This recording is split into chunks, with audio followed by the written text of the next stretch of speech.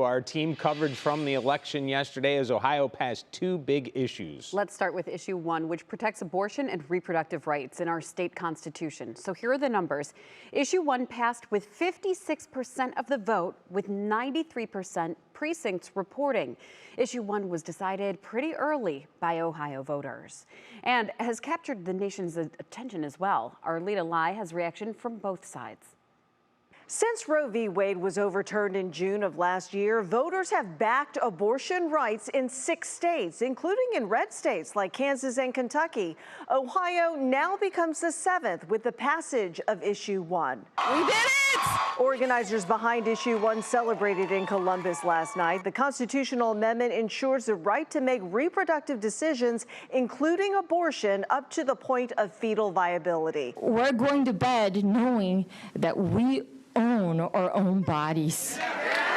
Meanwhile, disappointment for opponents of Issue 1. This is not the Ohio way, and we are united in our fight against these extreme policies. And interestingly, Issue 1 scrambled typical party lines. For example, voters in conservative Geauga County were in favor of Issue 1 with 55% of the vote. Back to you. Lena, thank you. President Biden has responded to the passage of Issue 1, saying in part, Ohioans and voters across the country rejected attempts by MAGA Republican elected officials to impose extreme abortion bans that put the health and lives of women in jeopardy. We also reached out to Governor DeWine's office for reaction, but we have not heard back. Ohio voters also passed recreational marijuana. And a look at the results here, 56% of voters saying yes and making Ohio the 24th state to legalize marijuana. So what happens next? Well, in 30 days on December 7th, Issue 2 will take effect. So that's when adults 21 and over will be allowed to possess marijuana or grow their own plants. Now, buying it may take a little longer. In fact, it could be a year from now. And here's why. Right now, Ohio's medical marijuana program is regulated by the Ohio Department of Commerce. Expanding the department's duties will take several months. And there are still more questions to be answered this morning. Carmen Blackwell is getting answers to that today. Carmen, good morning. Good morning to you, Dave. That's right. The big question now is, can employers drug test their workers now? Passing Issue 2, it doesn't come with protections for employees who recreationally use marijuana in the workplace. So we actually dug into Issue 2 here and into the ballot's language. And it states clearly an employer is not required to, quote, accommodate an employee's use, possession, or distribution of adult use of cannabis. Meaning that Issue 2, it does not give employees a free pass to go to work under the influence of marijuana. Issue 2 also doesn't keep an employer from refusing to hire, discharging, disciplining, or otherwise taking an adverse employment action against an individual.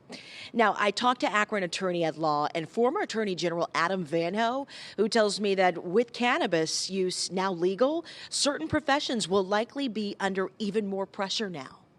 You're going to see a lot more testing in medicine and in law enforcement. In medicine, you're going to see more testing because of the fact that there's going to be constant questions if something goes wrong on an operating table or medications aren't prescribed correctly. And in law enforcement, because you have officers carrying weapons. And traditionally, those haven't been areas that have been tested in the past, but I expect them to be tested more in the future.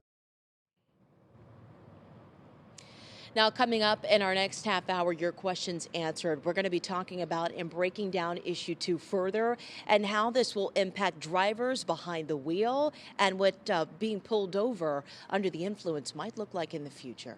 Dave? Yes, certainly very important to have all the answers to this right now. Carmen, thank you.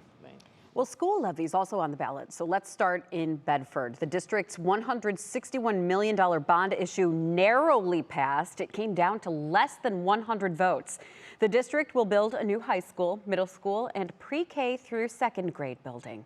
And in Shaker Heights, the numbers just updated, and the school levy passed there with 59% over voters in favor of the $120 million levy. The money will be used to renovate all school buildings that serve pre-K through 8th grade students and expand the district's pre-K program. Well, Akron has a new mayor this morning. Shamus Malik won the primary election and ran unopposed. And he's already making history for the city of Akron. Our Lydia Esparra sat down with him for the first interview. Shamus Malik is the youngest mayor here in the city of Akron, and he's also going to be the first person of color. Now, he says he knows it's going to be a lot of work, but he's had good help with the transition from the outgoing mayor, Dan Horrigan. And he sat down with me for his very first interview, an exclusive as mayor for the city of Akron, and this is what he had to say. It's fine if we disagree on policy. We should welcome policy discussion and disagreement. Sometimes we're going to disagree on politics, right? Two people want one job. There's only one way out of that. We should never disagree personally. And we can have profound disagreements that are really difficult. But we should always try not to question someone's character, their integrity, their intentions, their motives. And that's how I've interacted as a council member. I haven't always been perfect. I've made mistakes, but that's been my approach. And of course, one of the top things on his list is finding a new police chief.